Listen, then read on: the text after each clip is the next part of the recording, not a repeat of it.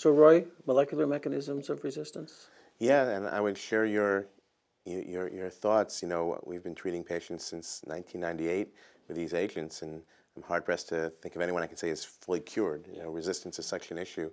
So, you know, I would say that, you know, at our center we try to re-biopsy these patients when they progress, and the biopsy is important because, as Heather mentioned, T790M, you know, which is a mutation which actually changes the binding pocket. So basically, these agents, these mutations result in the inhibitors binding very tightly into the ATP binding site of the tyrosine kinase for EGFR, you know, sort of inactivating that signal transduction pathway.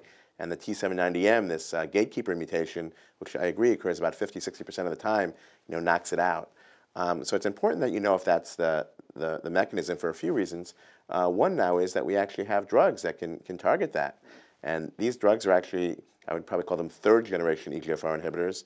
And the thing that's nice about them is they're EGFR mutant selective. So they're actually more specific for the mutant kinase than for the normal EGFR kinase.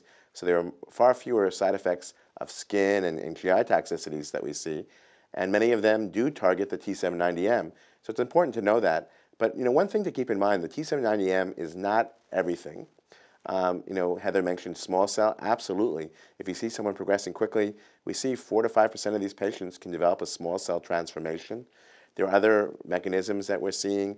c-MET amplification, a very tough target, a challenging target for us in lung cancer, is seen quite often, and a host of other mutations, which the details are probably not that important, except to say that you have to be creative and look for different things. Right now, I will tell you that one thing that's always on my mind is that T790Ms can sometimes coexist at the very beginning of treatment. So that's why, you know, one thing we should probably discuss is, do we bring some of these newer agents up to the very beginning? I'll just put one word in for afatinib. One thing that we're very excited about in our group, and you know, working closely with others, the trials were done initially at Vanderbilt and Memorial and Yale, is a combination of afatinib and cetuximab.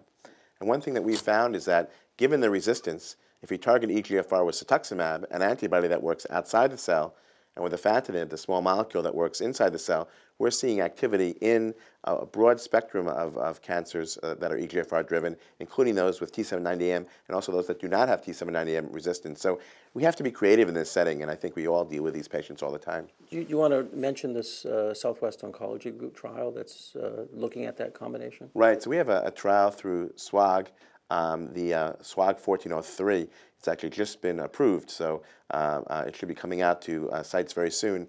The national principal investigator is Sarah Goldberg, and basically it's taking cetuximab afatinib as a frontline treatment versus afatinib for patients with newly diagnosed EGFR mutant lung cancer. And this is basically saying, well, here's a combination we know is more broad, more active. Will it result in a longer median time to progression and hopefully therefore longer survival in these patients? So we're excited about that trial. We've also linked that with scientific studies at Yale and throughout the SWOG network to look at, you know, mechanisms of resistance. Because, you know, one thing that, you know, is going to happen as we keep using more and more of these agents, we'll still have resistance. Right. It'll just be different mechanisms. Right. And I think, having said that, I don't think anyone on the panel would disagree. I actually believe that re-biopsy in the mutant population is a standard of care, because we have two very different mechanisms of resistance, and our approach may be very different. Absolutely.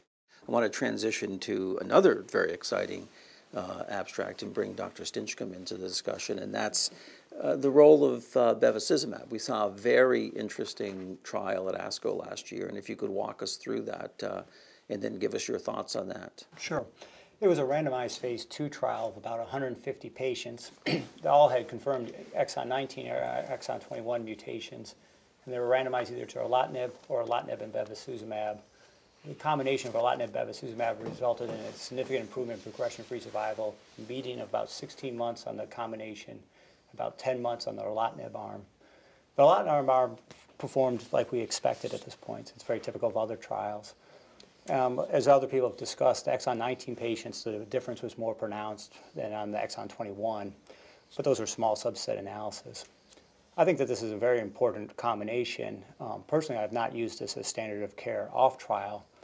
I also think it's very important that there's a confirmatory trial ongoing in the U.S. because it is a small randomized phase 2 of 150 patients before we adopt this. And is the ultimate goal still to kind of combine the results of these two trials? I know you've been working on the ACCRU trial for quite some time with Dr. Yanni. Yeah. We met with the Japanese before both trials were launched, and they're very similar design, so that it would lend itself to a combination analysis. I think the accrue trial we're thinking about the statistical plan, it will accrue 80 to 112 patients at this point. Okay. So the combined analysis would be about 250 patients potentially to do, and I think that will help us tease out the exon 19, exon 21, and we'd look for an overall survival benefit, but that's a relatively small trial for overall survival benefit. So getting back to my previous comments about the role of re-biopsy, you know, I've had a few patients that have actually undergone more than one re-biopsy, and we saw some interesting data from the Mass General group at the Chicago meeting that looked at the existence of T790M coming and going. And I had the recent experience of having to re-biopsy a patient for a ruxolitinib trial only to demonstrate T790M within 60 days. 6 months ago, she had it. On her re-biopsy, she didn't. What are your thoughts there?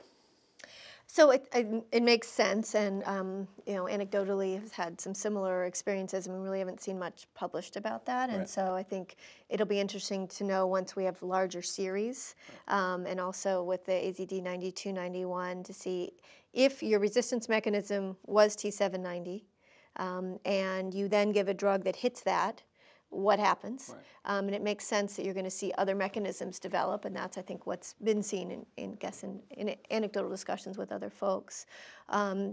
Is that going to be MET?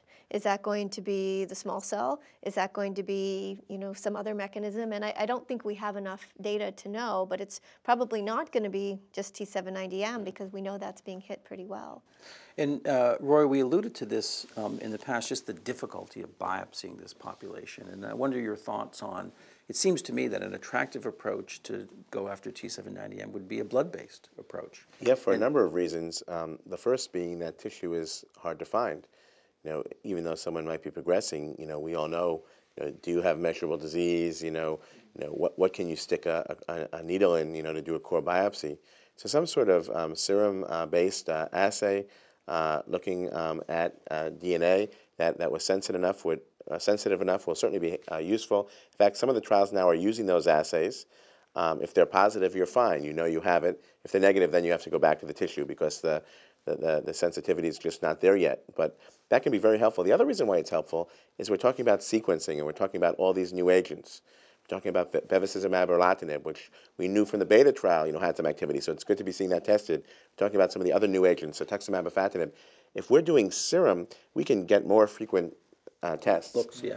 And if someone is resistant, I don't know, does that patient have a tumor population that's all resistant cells or just a few? And maybe they could stay on erlotinib a little bit longer. One strategy I think we all use is we stay on the original EGFR inhibitor, whether it be erlotinib and now the other drugs, but afatinib.